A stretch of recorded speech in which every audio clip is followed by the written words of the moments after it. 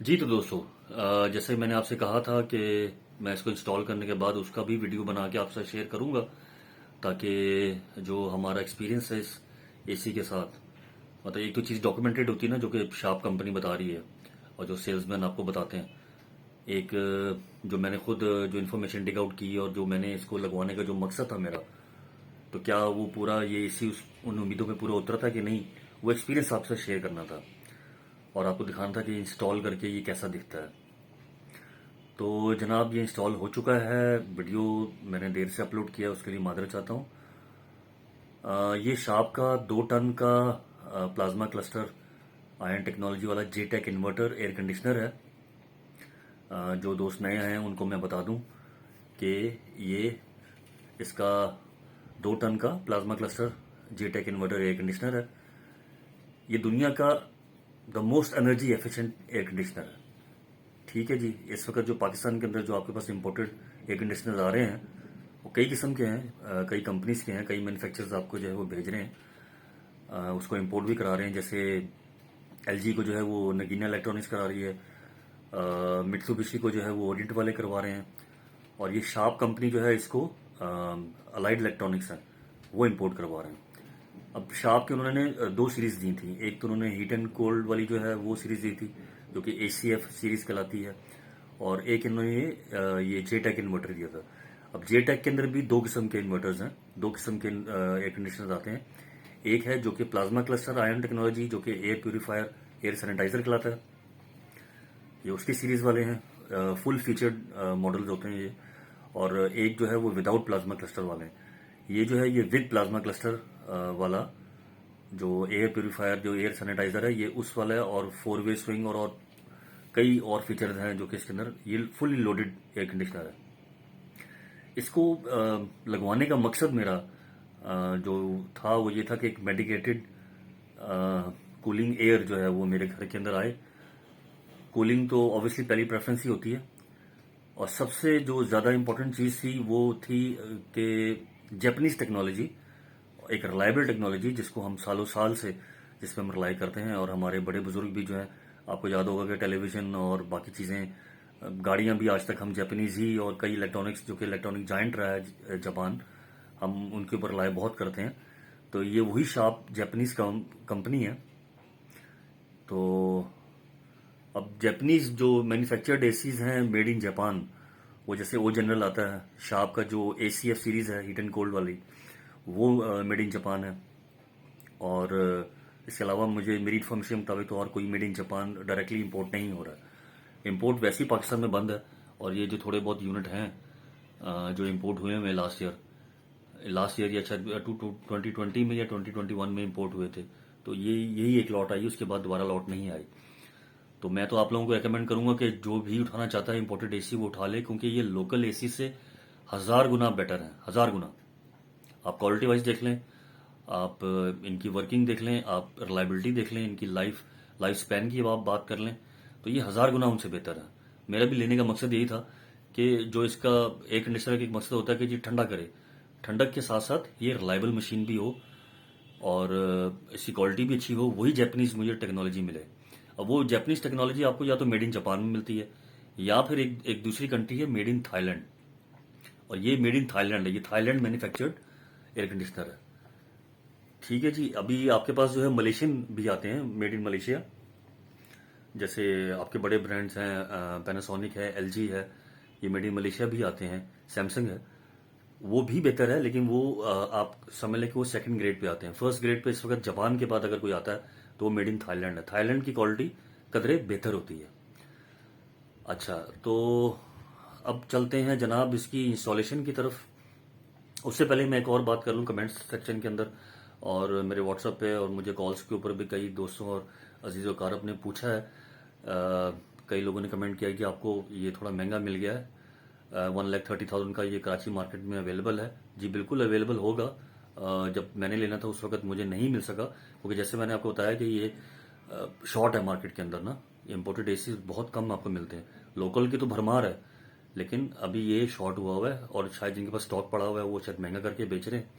मेरी इन्फॉर्मेशन जहां तक जब मैं लेना था उस वक्त मुझे 31 का नहीं मिला था, मुझे 2 हफ्ते पहले मिल रहा था पर मैं नहीं ले पाया अपनी मसरूफियत की बिना पे, और जब मैं लेने गया तो मुझे 145 का मिला है।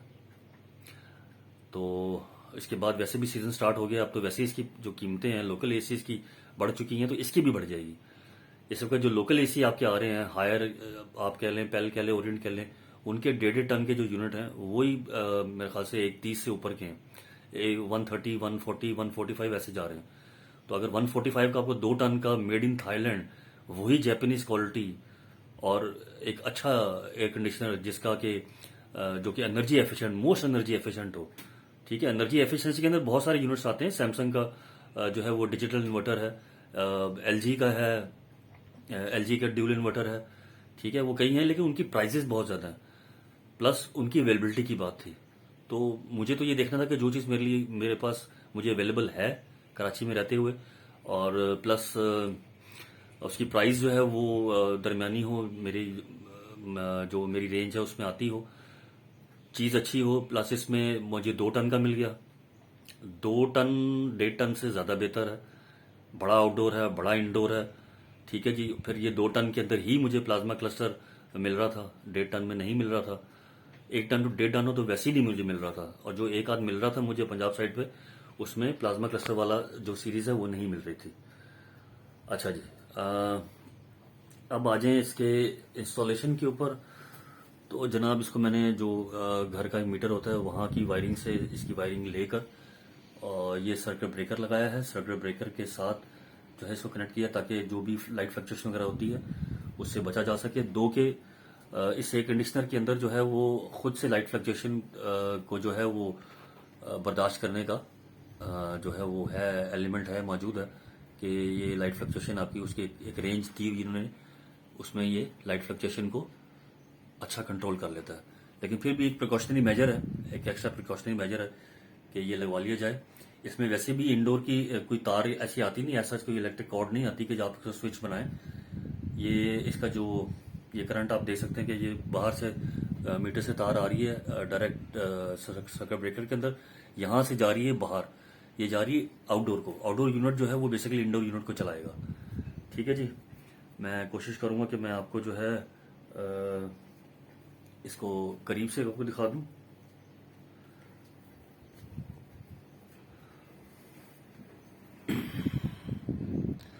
अच्छा जी, शार्प की ब्रांडिंग है।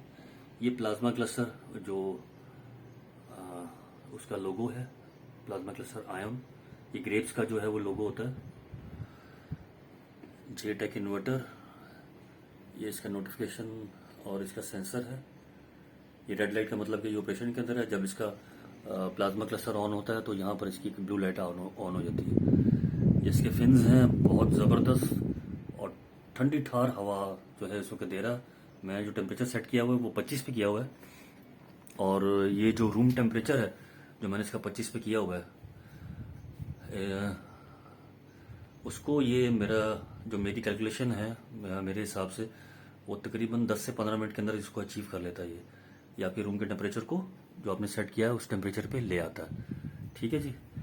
अब मैं थोड़ा सा आपको इसके रिमोट के बारे में भी बता दूं।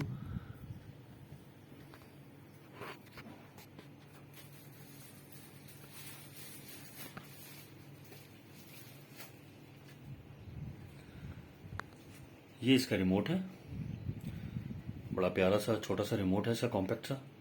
अच्छा जी, ये देखें, ये इसके अंदर प्लाज्मा क्लस्टर का बटन है। आप जैसे इसको प्रेस करते हैं तो ब्लू लाइट वहाँ पर ऑन हो जाएगी, और ये प्लाज्मा क्लस्टर इसका ऑन हो जाएगा। जहाँ पर भी नोटिफिकेशन ये देगा, इसको आप एसी ऑन किए बगैर भी इसको आप जो है वो ऑपरेशन में लेके आ सकते हैं। आप जब इसको विदाउट पावर ऑन किया आप इसको चलाएंगे, जिससे आपकी एयर प्योरीफाई होगी, बैक्टीरिया वायरस सारे मरेंगे, तो ये फैन के साथ जो है वो चला देता है इसको, ठीक है। ये इसका जेट कूल का बटन है। जेट कूल से ये कि शार्प कंपनी कहती है कि 5 मिनट के अंदर 5 डिग्री सेंटीग्रेड ये फ़ौरन आपका जो है वो कम कर देता है। अच्छा जी, उसके अलावा ये इसका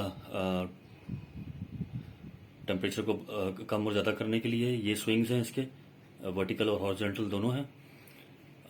इसके अलावा इसके अंदर इको मोड है, ये इसका इको मोड है। इस वक्त जो मैंने इसके डबल इको मोड ऑन किया हुआ है। डबल इको मोड इस शार्प इन्वर्टर के अंदर जो है, जेटेक इन्वर्टर के अंदर ऑन करने से क्या होता है कि ये अपना तकरीबन 65 to 75% आपकी जो है वो एनर्जी सेविंग कर रहा होता है। और इसको ऑन करने का बेहतरीन तरीका यही कि आप इसको, जैसे मैं टेम्परेचर 25 सेट किया हुआ है, आप 25 टेम्परेचर को 30 मिनट्स के लिए आप चलाएं। 15 मिनट में इसने अचीव कर लिया, मैक्स चलें आप 30 मिनट्स दे दें, और उसके बाद जो है आप इसका डबल इको मोड एक साथ ऑन कर दें। तो ये देखें, आपको 2 लीफ का जो है वो साइन यहाँ पर शो कर देगा कि आपका डबल इको मोड ऑन हो गया है। इससे क्या होगा कि आपका जो एयर कंडीशनर है वो कूलिंग तो आपको उतनी ही देता रहेगा, उसी तरह की कूलिंग देता रहेगा, लेकिन जो एनर्जी है ये बहुत कम ले रहा होगा।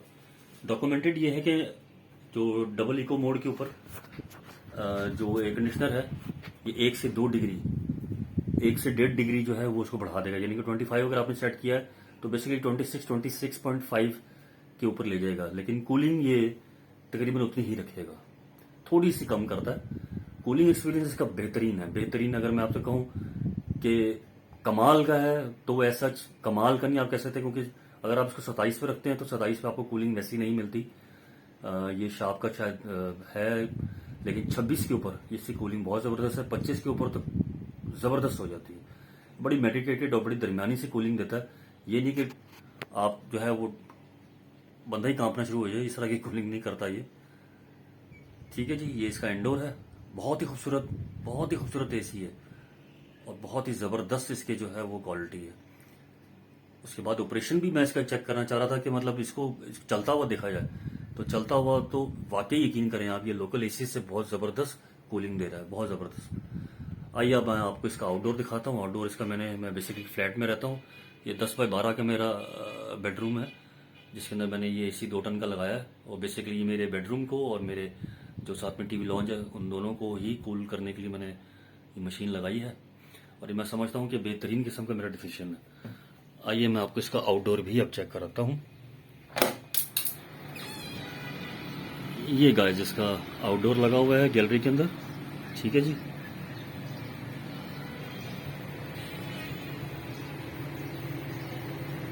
आप यहाँ पर इसका देख सकते हैं, इसका मॉडल नंबर आउटडोर का जो है वो X24 SHV है, जो इंडोर है वो XP24 SHV है।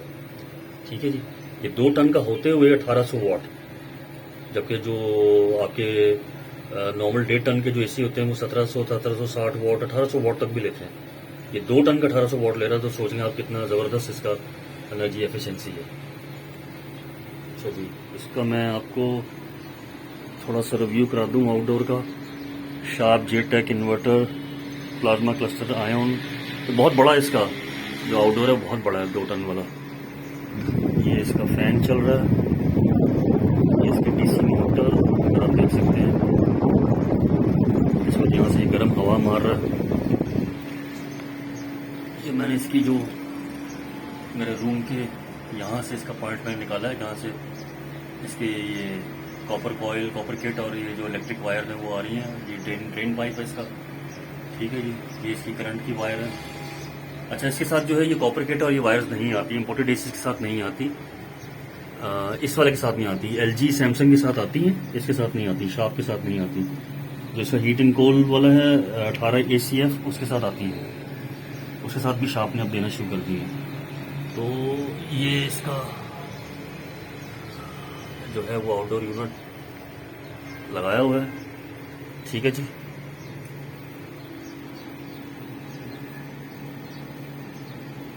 इसको मैंने यहाँ गैलरी में ही माउंट कर दिया था।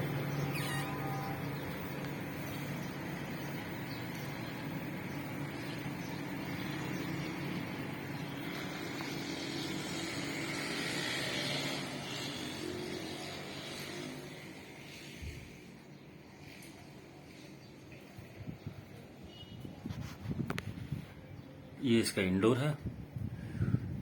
ठीक है जी, मैं उम्मीद करता हूँ कि ये वीडियो आपको पसंद आया होगा। अगर कोई भी आपके सवाल हों तो आप बिल्कुल मुझे पूछ सकते हैं कमेंट सेक्शन के अंदर। इसके अलावा मैं इसका जो नेक्स्ट वीडियो है, इसका जो इलेक्ट्रिसिटी कंजम्पशन है इन एक्चुअल में, वो भी आपके साथ शेयर करूँगा, क्योंकि जो मेरा प्रोग्राम है वो ये है कि यहाँ पर इसके साथ एम मीटर जो है वो क्लेम किया जाए। एम मीटर लगा के, डिजिटल एम मीटर लगा के, तो इसकी मैं कंजम्पशन एक्चुअल भी चेक करूँ कि नॉर्मल बूट के अंदर ये कितना लेता है, कब जाके ये अपने एम्पेयर डाउन करता है। जहाँ तक मेरी अपनी एक रिसर्च है और जो मैंने वीडियोस भी देखी इंटरनेट के ऊपर, ये 7.5 एम्पेयर तक जाता है और बहुत स्लो एंड स्टेडी जाता है। तो इसलिए इसके साथ कुछ स्टेबलाइजर लगाने की ज़रूरत नहीं है। ये इम्पोर्टेड एयर कंडीशनर्स का और इन्वर्टर एयर कंडीशनर्स का ये फ़ायदा है। और ये स्लोली जाता है 7.5 तक, और उसके बाद कूलिंग आपकी जो है अचीव करके जो आपने टेम्परेचर सेट किया होता है, फिर ये अपने एम्पेयर गिराना शुरू करता है। और ये एम्पेयर अपने गिराता हुआ उसके बाद आपको 3.5 एम्पेयर पे ले आता है। उसके बाद आप जैसे इको मोड ऑन करते हैं तो इको मोड के ऊपर फिर ये 1.2 टू 1.7 एम्पेयर, ये डिपेंडिंग ऑन कि आपने टेम्परेचर क्या रखा हुआ है। मेरा ख्याल है कि 16 इसका जो मिनिमम टेम्परेचर है वहां तक जाने की जरूरत नहीं पड़ेगी, क्योंकि इसकी जो 25 के ऊपर इस वक्त कूलिंग है वो कमाल की है। कमाल जिसको आप कहते हैं ना, कमाल की है। और इस वक्त जो मेरे पास जो वीडियोस हैं, जो मेरी रिसर्च है उसके मुताबिक ये कि इस वक्त ये 1.2 टू 1.7 के दरमियान में इस वक्त ये एनर्जी कंज्यूम कर रहा है। 1.2 टू 1.7 एम्पेयर, जो कि 300 से 350 वाट बनता है। आपका जो बल्ब है, मेरे ख्याल से 100 वाट का तो बल्ब होता है। ये जो एलईडी आपके एनर्जी सेवर्स हैं, तो आप समझ लें कि तीन जो एलईडी बल्ब हैं उनके बराबर की ये लाइट ले रहा है।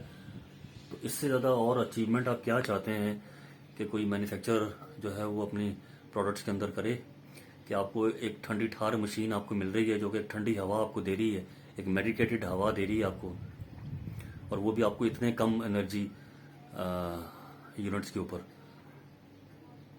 ठीक है फ्रेंड्स, तो इसके बाद कोई मज़ीद अगर आपको इसके ऊपर कुछ कमेंट्स हों, कोई आपके कोई सवाल हों, तो आप बिल्कुल बताइएगा। वीडियो अगर आपको पसंद आया हो तो प्लीज़ लाइक करें और उसको शेयर करें। मैं नेक्स्ट वीडियो इसका जो है वो एनर्जी कंजम्पशन का इसका बनाऊंगा, और इस तरह के और भी कोई मुझे अगर क्वालिटी प्रोडक्ट्स मिलते हैं तो बिल्कुल उनके ऊपर बनाऊंगा, या मैं कुछ ख़रीदता हूँ तो मैं बिल्कुल उसके ऊपर बनाऊंगा। ठीक है जी, चलें, अपना बहुत सारा ख्याल रखिएगा। खुदा हाफिज़।